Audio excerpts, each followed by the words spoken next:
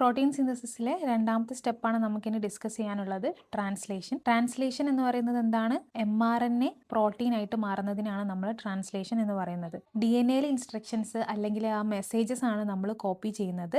അതിനെയാണ് നമ്മൾ mRNA എന്ന് പറയുന്നത്. മെസ്സഞ്ചർ RNA അല്ലെങ്കിൽ mRNA. അപ്പം അങ്ങനെ മെസ്സേജസ് എന്നുള്ളത് മെസ്സഞ്ചർ RNA അങ്ങനെ റൈമിംഗ് ആയിട്ട് നമുക്ക് ഓർത്ത് വയ്ക്കാം. നമ്മൾ പറഞ്ഞു ട്രാൻസ്ക്രിപ്ഷൻ നടക്കുന്നത് ന്യൂക്ലിയസിലാണ്. അതായത് ഈ DNA-യിൽ നിന്ന് mRNA ഫോം ചെയ്യുന്നതിനാണ് നമ്മൾ ട്രാൻസ്ക്രിപ്ഷൻ എന്ന് പറയുന്നത്. അത് നടക്കുന്നത് ന്യൂക്ലിയസിലാണ്. ആ mRNA പിന്നെ പ്രോട്ടീൻ ഫാക്ടറി ആയിട്ടുള്ള റൈബോസോമിന്റെ അടുത്തേക്ക് വരികയാണ്. എങ്ങോട്ട്? സൈറ്റോപ്ലാസ്റ്റിലാണ് ആരുള്ളത്? റൈബോസോം ഉള്ളത്. ഈ mRNA-നെ ഈ റൈബോസോമിന് റീഡ് ചെയ്യാൻ കഴിയും. ഈ സൈറ്റോപ്ലാസ്റ്റിൽ അവിടെ ഇവിടെയൊക്കെ ആയിട്ട് ഇങ്ങനെ അമിനോ ആസിഡുകൾ ഉണ്ട്. ഈ അമിനോ ആസിഡിനെ ട്രാൻസ്ഫർ ചെയ്ത് കൊണ്ടുവരുന്ന ആളാണ് ആര്? ഈ ട്രാൻസ്ഫർ RNA.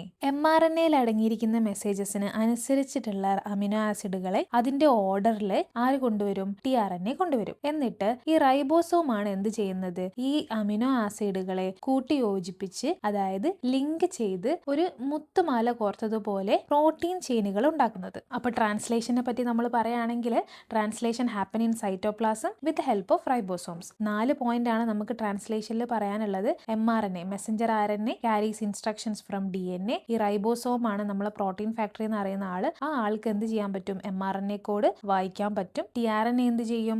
ആ മെസ്സേജസിനനുസരിച്ചിട്ടുള്ള അതിന് സ്പെസിഫിക് ആയിട്ടുള്ള അമിനോ ആസിഡുകളെ കൊണ്ടുവരും. ആ അമിനോ ആസിഡുകളെ ലിങ്ക് ചെയ്ത് പ്രോട്ടീൻ ആക്കി മാറ്റും. ആര്? റൈബോസോം. ടേബിളുകളൊക്കെ വരച്ച് തന്നെ അല്ല എഴുതി തന്നെ പഠിക്കുക. അതാവുമ്പോൾ ഓർമ്മ നിൽക്കാൻ ഹെൽപ്പ് ചെയ്യും. ട്രാൻസ്ക്രിപ്ഷൻ നടക്കുന്നത് ന്യൂക്ലിയസിലാണ്.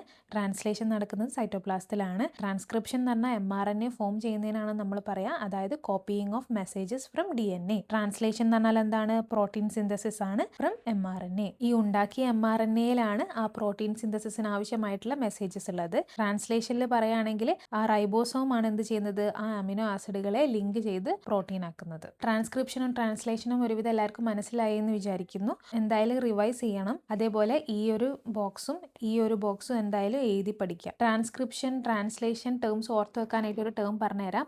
ട്രാൻസ്ക്രിപ്ഷൻ എന്ന് പറഞ്ഞാൽ സ്ക്രിപ്റ്റ് ഉണ്ടാക്കുക, അതായത് മെസ്സേജസിന്റെ സ്ക്രിപ്റ്റ് ഉണ്ടാക്കുക, അങ്ങനെ ആലോചിച്ച് വെക്കുക. ട്രാൻസ്ലേഷൻ എന്ന് പറഞ്ഞാൽ ട്രാൻസ്ലേറ്റ് ചെയ്യുക, അതായത് നമുക്കൊരു ഇംഗ്ലീഷ് ഒരു മലയാളത്തിലേക്ക് ട്രാൻസ്ലേറ്റ് ചെയ്യുക അങ്ങനെ പറയില്ലേ, അതുപോലെ ഈ mRNA-നെ ട്രാൻസ്ലേറ്റ് ചെയ്ത് പ്രോട്ടീൻ ഉണ്ടാക്കുകയാണ് ചെയ്യുന്നത് അല്ലേ. റൈബോസോം എന്താ ചെയ്യുന്നത്? റൈബോസോം ഈ mRNA-നെ റീഡ് ചെയ്തിട്ട് പ്രോട്ടീൻ സിന്തസിസ് ചെയ്യുകയാണ് അല്ലേ. അതായത് റൈബോസോം അവിടെ ട്രാൻസ്ലേറ്റ് ചെയ്യുകയാണ് ചെയ്യുന്നത് അല്ലേ. പ്രോട്ടീൻ സിന്തസിസ് ക്ലിയർ ആയെന്ന് വിചാരിക്കുന്നു. എന്തെങ്കിലും ഡൗട്ട്സ് ഉണ്ടെങ്കിൽ കമന്റ് ചെയ്യുക.